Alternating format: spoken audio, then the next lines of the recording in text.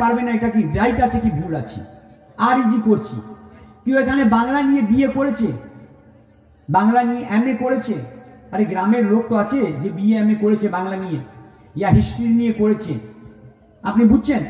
এবার যা যেত ধর যেত হোল্ডিং ওর ওই সাবজেক্টে হবে, যে বাচ্চা ইংলিশ নিয়ে পড়েছে ওর তো হোল্ডিং হবে না ওই সাবজেক্টের মধ্যে। মানে যে ব্যাকরণ পড়ছে ও ইংলিশের মধ্যে ও তো ভালো হবে না, যে ইংলিশ পড়ছে ও ম্যাথেও তো ভালো হবে না। বুঝবে কি বলছি আমি? তবে যখন আমাদের বাচ্চা একটা ক্লাস 12-এ যাচ্ছে, তাহলে 12 ক্লাসে চলে গেল, তো দেখবেন একটা পার্টিকুলার টিচার থাকবে যে খালি অঙ্ক পড়ায়, ও ইংলিশ পড়াবে না। ঠিক বলছি তো? একটা হিস্ট্রি টিচার থাকবে যে খালি হিস্ট্রি পড়ায়। সেমনি এই যে আছে শ্রীমদ্ ভাগবত মহাপুরাণ, এই যে শ্রীমদ্ ভাগবত গীতা, এই ও ভক্ত ভালো বলতে পারবে যে ভক্ত এটা নিয়ে পড়ালেখা করেছে, এই চর্চার মধ্যে আছে। একটু বুঝবেন ভালো করে।